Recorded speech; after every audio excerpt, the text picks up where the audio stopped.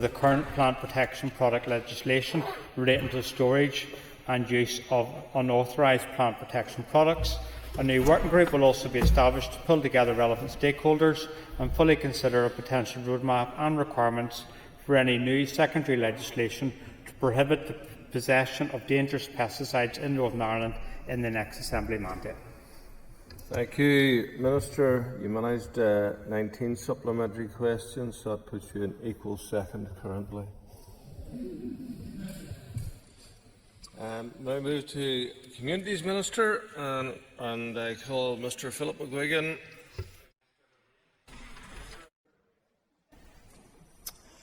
Mr. Speaker, the Fuel Poverty Strategy consultation closed on the 6th of March. Analysis of the responses to the consultation has been completed and a summary will be published later this summer. Informed by the consultation, my Fuel Poverty Strategy team is continuing to discuss and agree various aspects to the final strategy with other officials with both within my department and across government.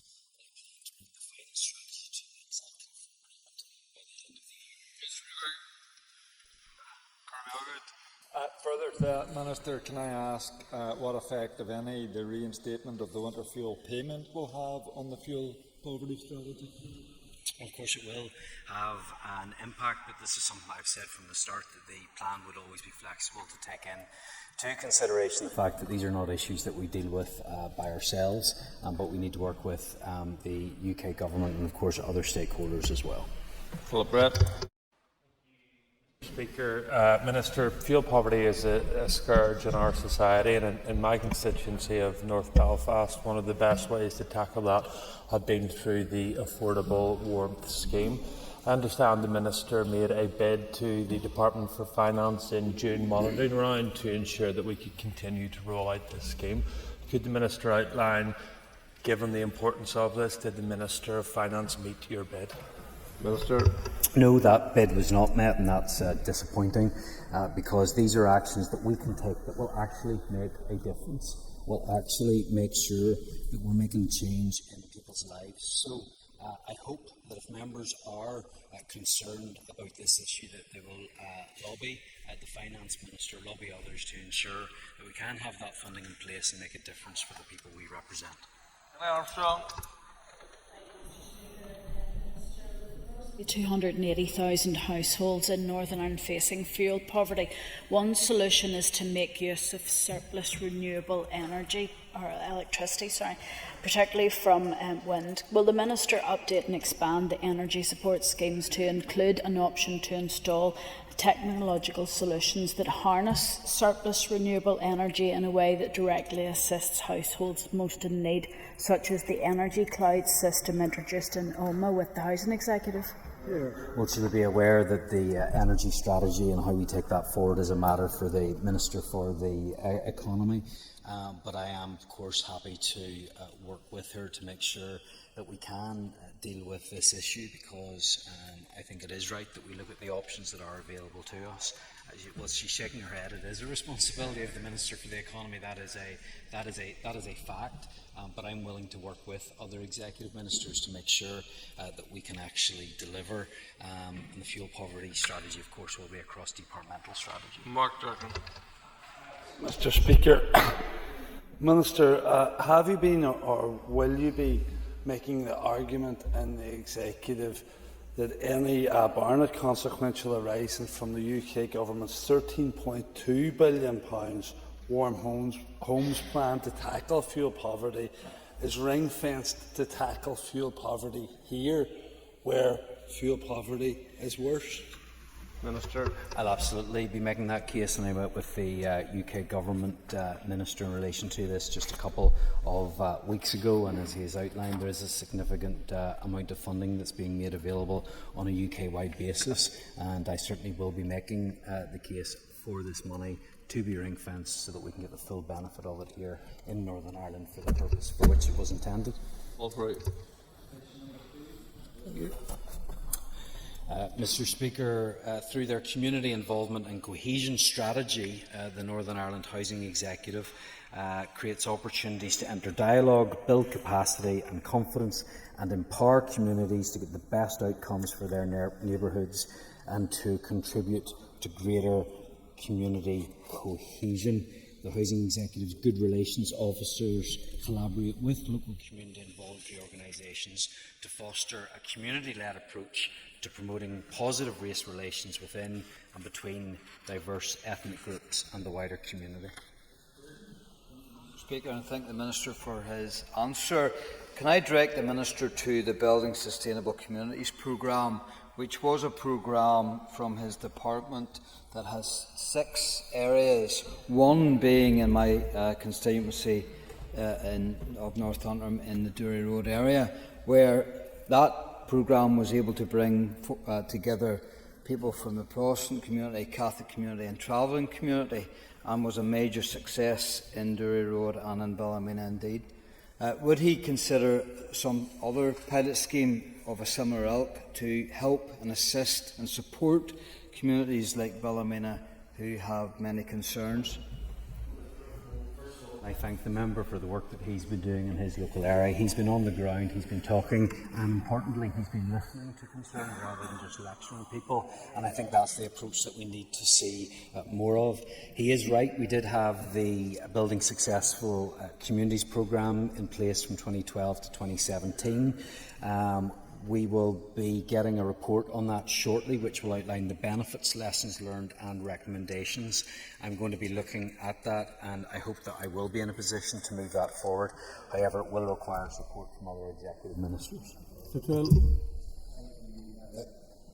Minister, earlier today I received an email from a constituent whom I won't name, but he emailed me to say on Friday evening a group of people knocked on his front door to inquire if they would support an upcoming protest about housing for local people in the area. He said politely that he wouldn't. His wife had emigrated here and he felt uncomfortable with the tone of the people at his door and some of the other protests. Would you, as Minister for Housing, take this opportunity to distance yourself from some of the scenes we have seen, even when they haven't been violent, but protests outside the homes of people calling for what has been termed local housing? This is deeply troubling.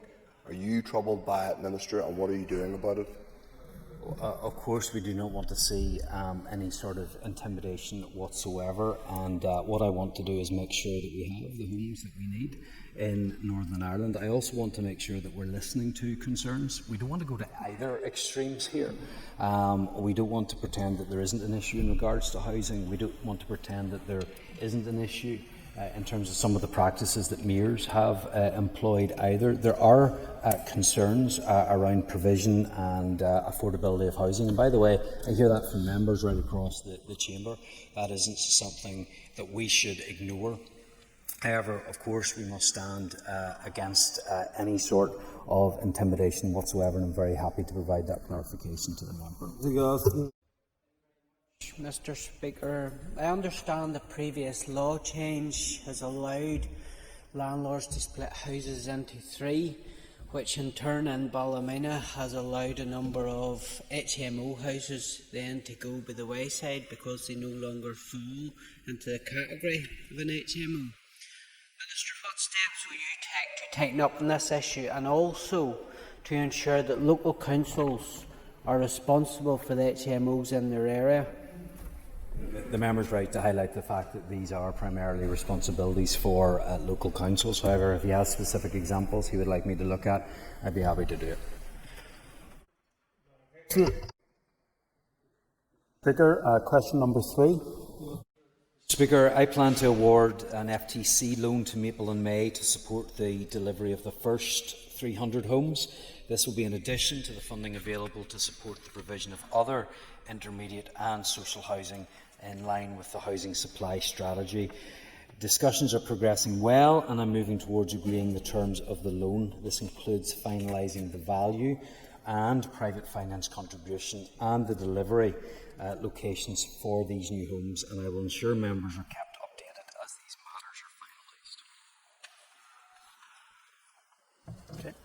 I thank the Minister for that update, and indeed we received a briefing on intermediate rent at committee recently, and I think it does particularly benefit lower income households in areas of higher rent, which don't have points also for social housing. Can the Minister advise us, when can we expect these homes to be built? Well, Mr. Speaker, funding will be released in early 2026. We expect construction to take around 12 months, which means by the end of this mandate we will have begun those 300 homes. This is an innovative product, hasn't been done before. We've brought it to this point and we're going to deliver. Can call you and thank the Minister for his answers. And Minister, given this is a new and innovative product, how will the Department ensure that the homes being built will match need and will be built where they are most needed? Well, it'll be done through a fair and transparent process.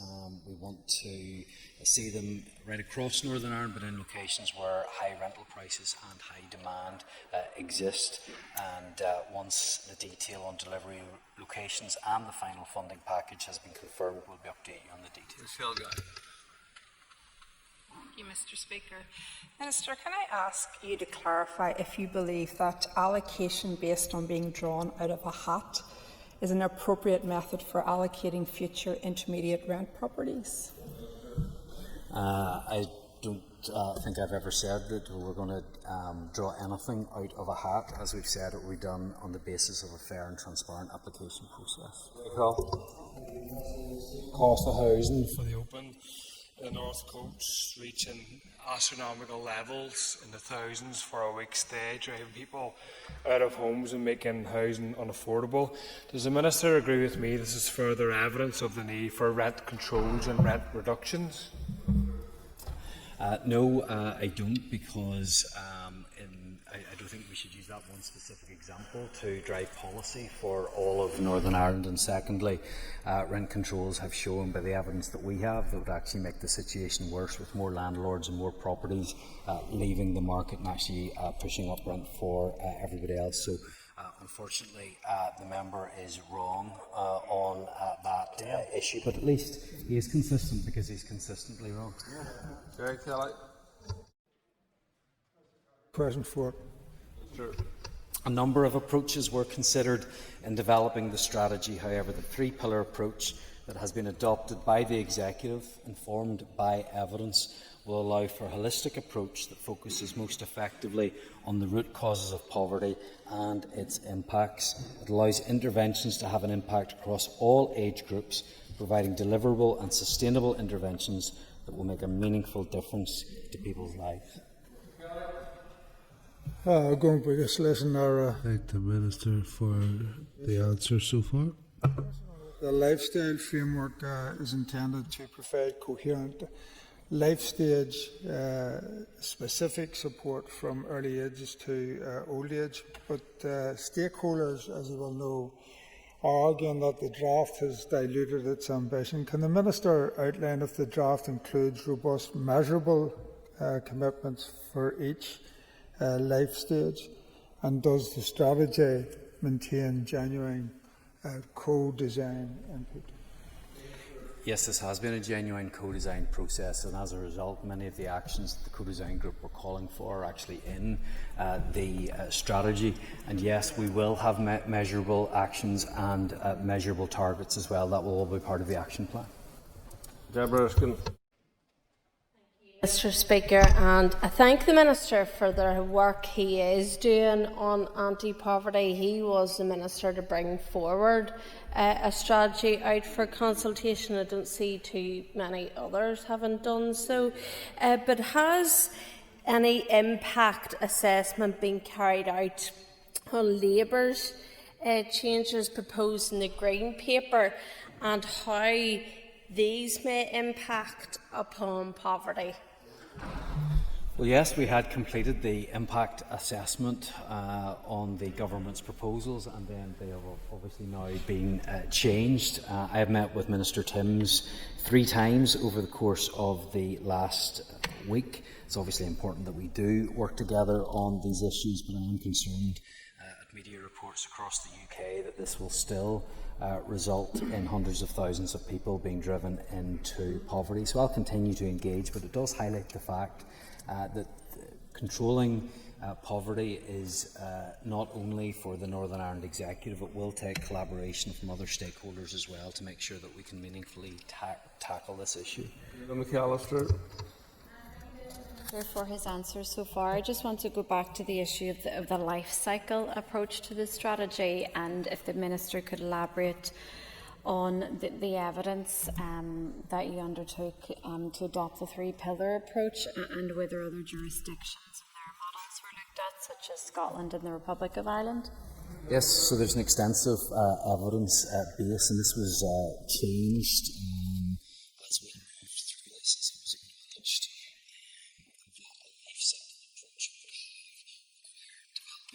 Separate actions to lift children out of poverty, whereas it's widely acknowledged that it's impossible to lift children out of poverty without lifting families out of poverty. That's what we are focused on doing. That's what the evidence did, and I'm more than happy to point her in the right direction in terms of the significant evidence base that we have for the decisions that we've taken. Mr. Speaker, Minister, a quarter of all children, about 109,000, live in relative poverty here in the North. The Children's Commissioner Chris Quinn and Bernardo's think the strategy should be rewritten so it can genuinely reflect the needs of children in low-income families. How many children are you aiming to bring out of poverty in the next 3 years because of your strategy, Minister? Well, the strategy actually is trying to do exactly that through minimising the risk of people falling into poverty, helping people deal with the impacts of poverty, and importantly assisting people out of poverty. Now that's not something that we can do by ourselves. It will take the work of the Northern Ireland Executive, not just the Department for Communities, but the UK Government and other stakeholders as well. But of course I would simply say there's a consultation process ongoing, and if the member has concrete actions, costed plans that he wants to put into that, I look forward to reading his consultation response. Andrew McMurray. Speaker, question number 5. There are no plans for the further development of Narrow Castle at this time. Minister, given its location and given the potential with the Narrow Bridge project and being finished, would you consider working with executive colleagues and the Shared Island Unit to maybe look at development of the site? I'm always happy to look at options that are available to us so that we can improve the site. However, he will be aware of the significant pressure that we are under in terms of Historical Environment Division. I have significantly increased the budget for capital projects this year, but there are a lot of works in line. But of course, I'm more than happy to discuss this further with the member.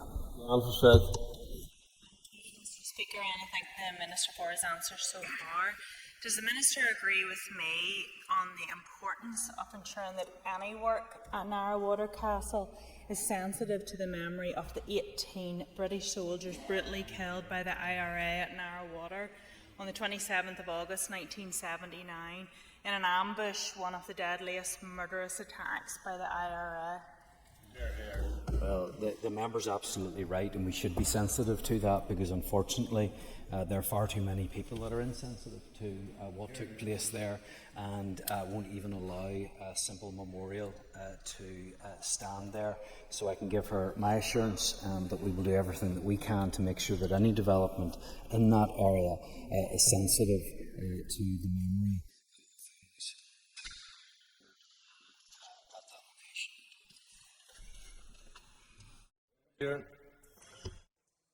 Very shortly, the whole question 7, please. With your permission, Mr. Speaker, I combine questions 7 and 11.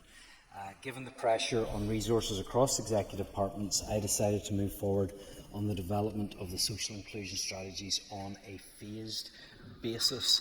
An announcement on the timetable for the way forward on gender equality and sexual orientation strategies will follow shortly.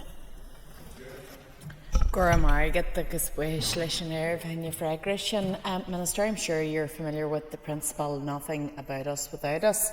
And in light of that, can you explain why you're proceeding with this strategy without meeting the co-design groups? Well, there is no progression of these strategies at this time because we're looking at the way forward. Obviously, we are dealing with the anti-poverty strategy at the minute. I will be bringing the disability strategy to the executive very shortly, and then I can decide the best way forward. This will require additional staff and commitment, so that all needs to be taken into consideration. Finnegan. Concordia. Minister, the North previously had a gender equality strategy that ended in 2016. Can you outline how the upcoming strategy differs from it, or how it intends to build on the work of the previous strategy? There is no strategy currently in place, as I said, in response to the previous member, and we'll decide the way forward on that in the coming weeks.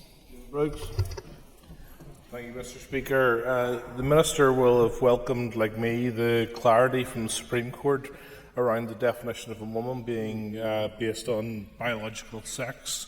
Can he confirm that any strategy he brings forward will respect that ruling? I think it's always important that administrators adhere to the law. So on that basis, yes, of course, any strategy that comes forward from my department to the executive will ensure that it is respected in that way. Doug Beattie. Please. Mr. Speaker, 187 of our most important monuments are protected as historic monuments in state care and are managed and conserved by the HED within my department. They're protected through regular inspections, conservation, maintenance and repairs, which are carried out by our in-house conservation works team or through capital investment works. And I've provided additional resources this year to increase the staffing levels of the conservation team who maintain these monuments from 16 to 40. I thank the Minister for his answer. Minister, I'm generally concerned about our historical heritage. In my own constituency, we have lost the Warringtown Grange and Rath, which was ripped up, the Ballynatagat Court tomb, nearly 2,000 years old, which was ripped up. And of course, I've raised in this House many times the issue of Knock Ive and a wind turbine sitting on top of a 2,000-year-old burial ground. When is the HED going to use its statutory powers of enforcement to get that wind turbine off one of our historical sites? Well, we've discussed this previously, and my understanding is that that is primarily for the Council to take forward in terms of enforcement.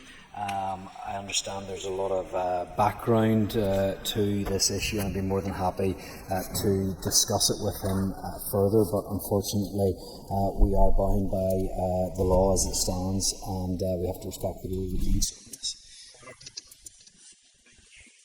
Mr. Speaker, Minister, how much is financially invested into this area via HED? Thank you. Well, I have recognised the difficulties that exist in terms of HED and what it is that we are trying to preserve right across Northern Ireland at so many sites. And so I have increased the opening revenue budget for HED this year to £12.8 million. That's an increase of £2.6 million from last year, because I believe we have a duty as custodians of these sites to make sure that we fund them properly, and once we lose them, we can't get them back, and that's why I've taken action to protect them. Thank you, Mr. Speaker. Minister, the Kirkcoven Harbour is an example of a non-dwelling that is currently falling apart. Despite contact from the HED with the owner, appears no action has been taken. At what stage of dilapidation will the HED step in and take legal action to protect this historic landmark? I'm more than happy to look into that issue. I don't have the detail with me, but I think it is important that we ensure that those who are responsible take action. I'll be happy to chase that up for the member and come back to him directly. Jane.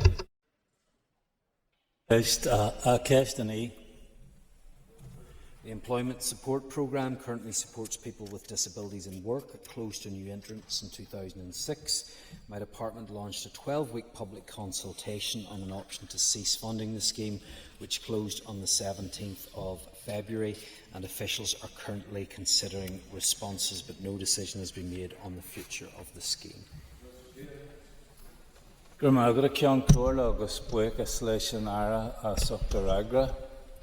Just a few weeks ago, when announcing his budget allocation for 25-26, the Minister promised to bring forward an employment programme, the most extensive of recent times.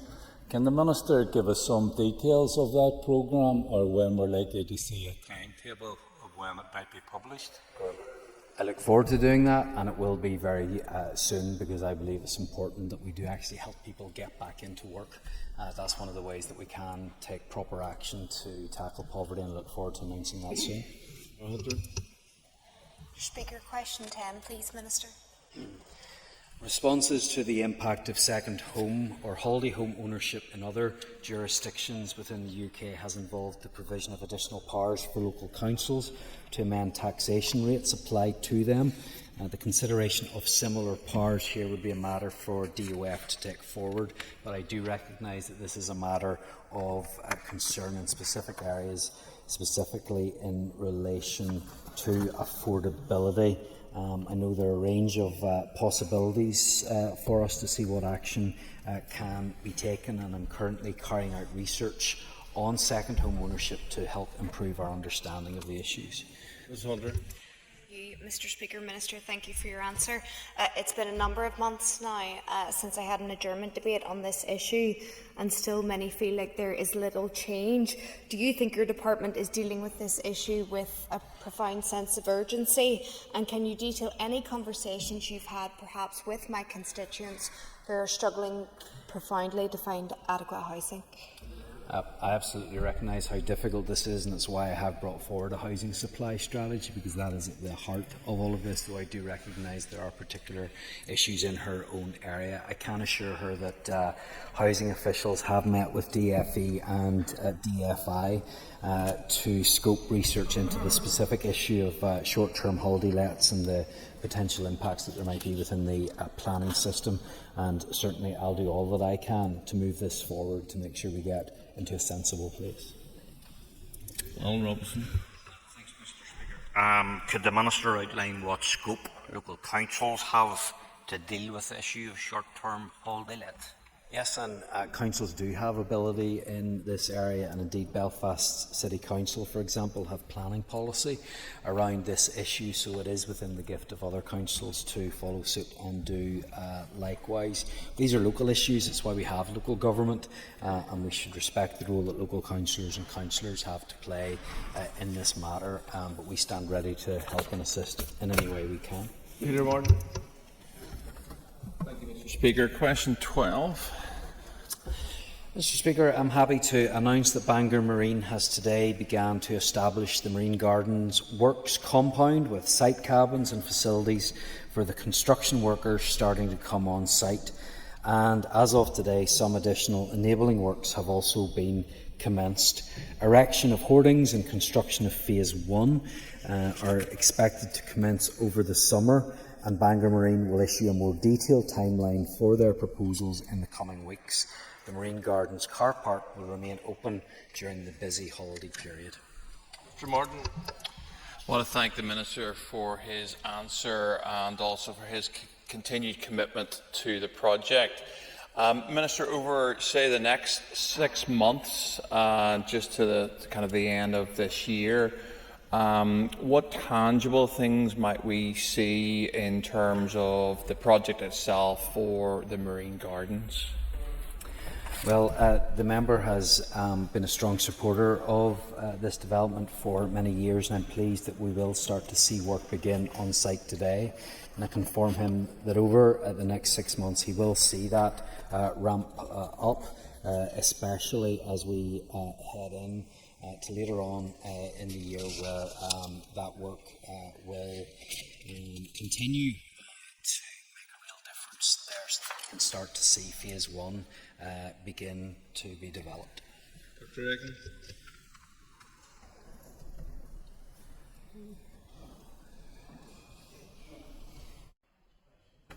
Question 13. Mr. Speaker, I want to condemn again The recent violence and the harm it's inflicted on communities affected by the actions of a disruptive minority, but I can confirm that neither my department nor Sport NI has been contacted directly by sports clubs or organisations who have been impacted by the recent violence, and as a result I'm not currently aware of any specific support needs. Thank you very much indeed. I should have made a declaration of interest, apart from my shock of being asked for question 13, as of course a close relationship with Larne Swimming Club. Minister, obviously with some swimming clubs, and particularly Larne, now that they've been reopened, they've lost a considerable amount of revenue due to the sort of the violence that was there. Would there be any indication of whether Sport NI would be able to give some assistance, particularly for the support of members of staff within these clubs, many of whom are on sort of low-level contracts? Yeah, well, first of all, can I put on a record my thanks to those involved with Larne Swimming Club. They've been, as he will be aware, directly in contact with me, and we have been certainly united in our views in terms of the wrongs that took place over that time.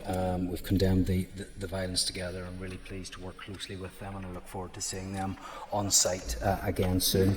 Like I said, I haven't received any specific proposals, but if certain help is needed, we're happy to look into that. I also think there might be some additional routes that can go down in terms of compensation as a result of some of the criminal damage that has been done. I'd be happy to work with him and assist in that.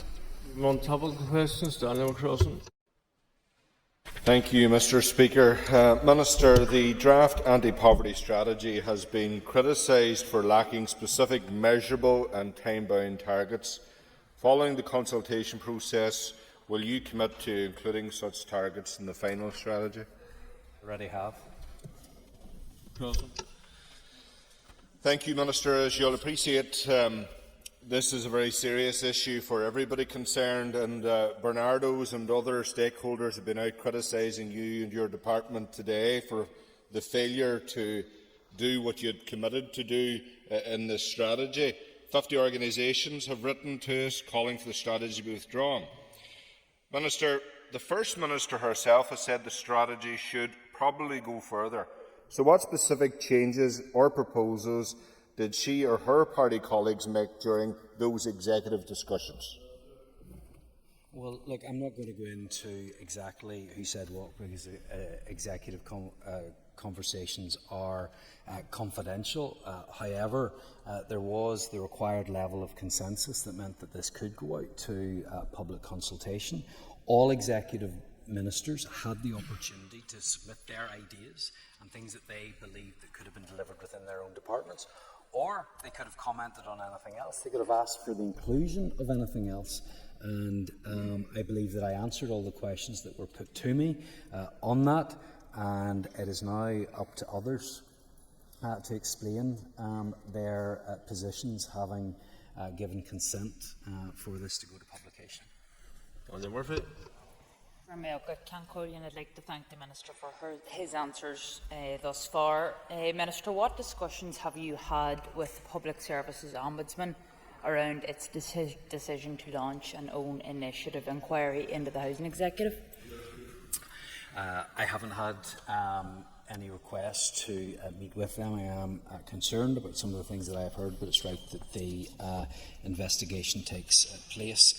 In terms of my own involvement in that, I'll be open to hearing from what they would like and what evidence they would like from the department, but I will wait for them to ask for any evidence that may be forthcoming from me or the department. That's perfect. I'd like to thank the Minister for his answer. Minister, the Ombudsman had outlined a number of serious concerns. Minister, were you aware of the seriousness of these issues leading up to the Ombudsman stepping in? Look, I've been aware of many of the problems that exist within the Housing Executive in terms of not being able to do some of the things they would like to do, which is as a result of the lack of funding. That's why I've been working so hard to make sure that we do see a change in the revitalisation of the Housing Executive so that we can borrow against our assets and put in place many of the improvements that are needed. I haven't a full sight yet of all of the issues or complaints, but I'll certainly not be found wanting when it comes to that. Thank you, Mr. Speaker, and thanks to the Minister for his answers so far. Could I ask the Minister if he's asked the UK Government to contribute to the Northern Ireland Football Fund as part of the comprehensive spending review? Yes, I've met with the Secretary of State in relation to this. We've had a number of conversations about this, and I've made it clear that when it comes to the funding of sport, especially whenever direct funding is being given to one sport within a broader package of measures, that should be done on a fair and equitable basis, and there shouldn't be special treatment for anyone. Thank you, Mr. Speaker, and thanks to the Minister for that.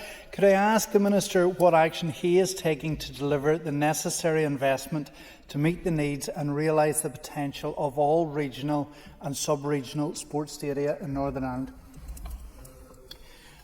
We'll ultimately be aware that in terms of the Casement Park project, that is for the GAA to identify their strategic need. I've asked for that to be looked at again in the light of rising costs and the current financial situation that we find ourselves in.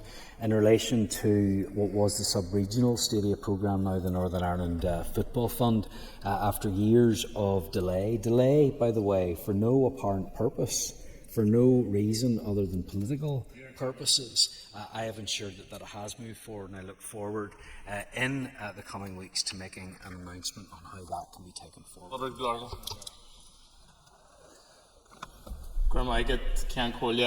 Minister, as Minister for Communities responsible for developing the Irish language strategy, why are you joining the legal case opposing Irish language signage? Well, the member makes the case for me.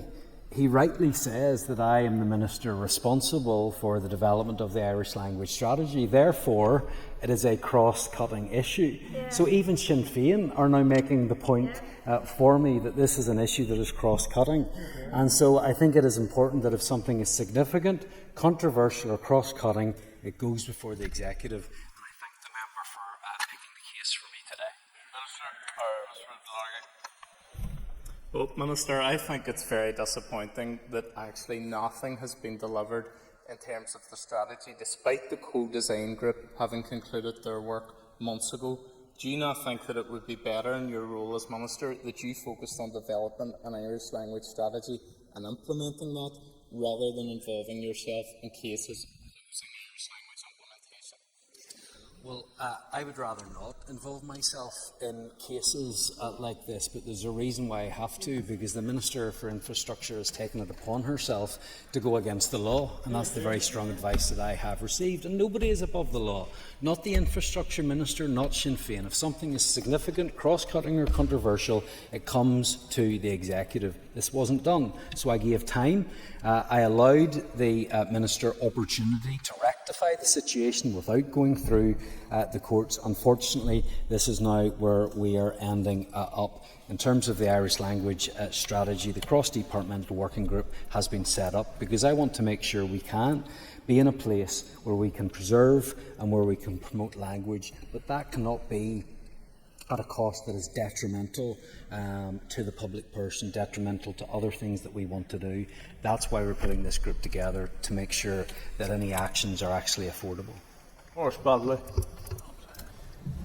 Thank you, Mr. Speaker. Could I ask the Minister, during the recent government announcement, the National Lottery and the life-changing projects it supports represents a national institution of which we should all be proud, and whether he believes that is the responsibility of governments, including the Northern Ireland Executive, to safeguard and support its continued impact for good. Mr. Speaker, I've certainly seen the benefit that some of the funding from National Lottery projects can have, not just in my own constituency, but right across Northern Ireland.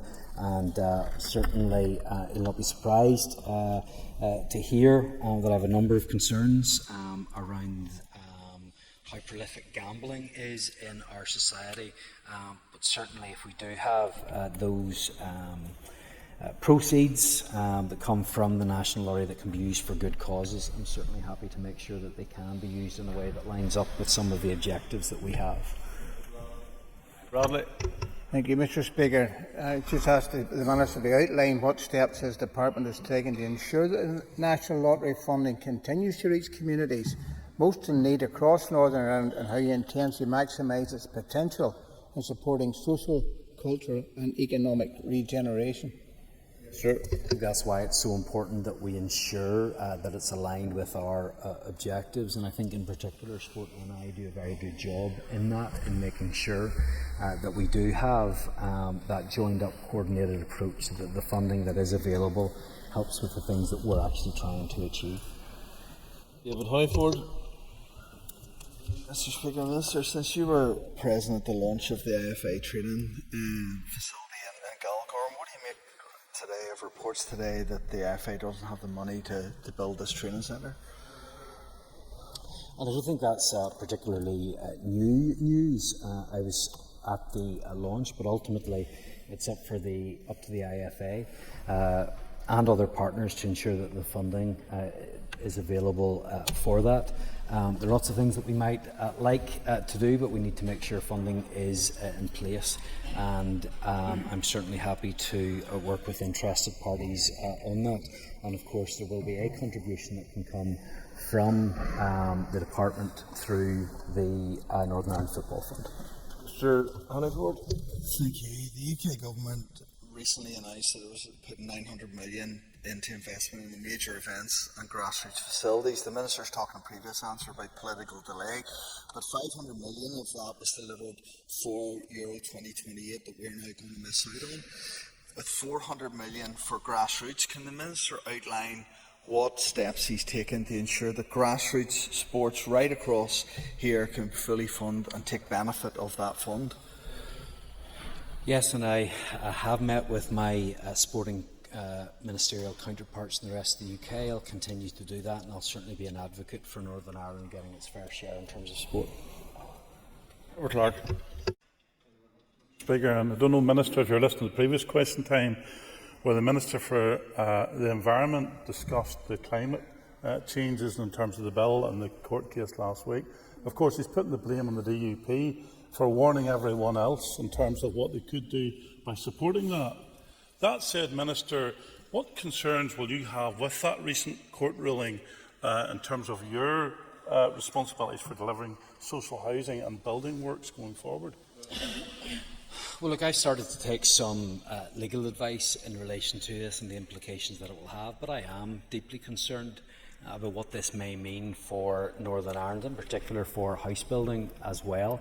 We are in a position now, as a result of the mess that went on in 2022, rival bills coming forward to this Assembly, some parties, including Sinn Féin, the SDLP and the Alliance, that were tripping over themselves to out-green the Green Party, have left us in this mess, and we have to deal with the reality of the situation that we find ourselves in, the targets that are now there and the legislative requirements that are upon us. So I think that this could have an impact not just on major infrastructure projects, but anything that we seek to build. If it is seen to not line up with our plans, and if it's seen not to line up with the legislation, we could be in difficulty. Mr. Clark. Thank you very much, Minister, for that answer. And given what you've said in terms of all of your executive colleagues, in terms of how they pontificate at that different time with competing bills, what confidence have you then in terms of this when it goes back to the executive about trying to find a solution so as you can deliver the housing that everyone calls upon in this chamber for you to do? Well, Mr McCrossan has called for an emergency fix to deal with the issue of the A5. That's not going to be enough. That's why I've written to the Agriculture Minister, Andrew Muir, and I have asked him to bring forward amending legislation to the Climate Change Act so that we can put in place policies that actually take account of the difficult situations that we have now been placed in. This is something I've been warning about for some time. It is inevitable that this would have happened. It shouldn't come as a surprise to anybody, and we need to rectify the situation. I know it takes political bravery to say we got it wrong, that we rushed on this, that we let ourselves get into a difficult position at the end of the mandate. We've done it many times in this place before. We've made a mistake. The important thing is that we recognise that it was a mistake and put into place solid action. There's a lot of talk about experts that need to talk to experts and listen to experts. We ignored the experts. We ignored the Climate Change Committee back in 2022 because we were driven by ideology and we were driven by political considerations instead of what is best for the people of Northern Ireland, and it has come back to bite us. Populism.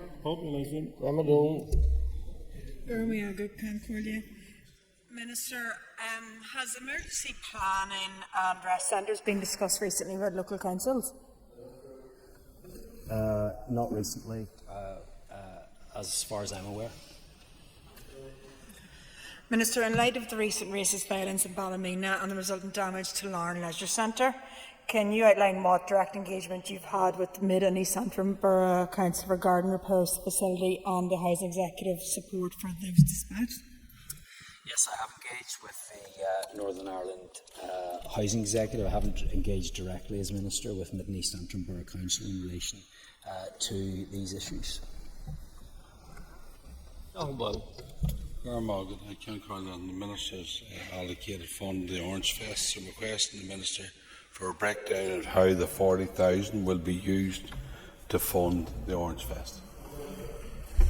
I don't have the information as how that is funded down. Perhaps you'll want to contact Orange Fest and see how that money will be used.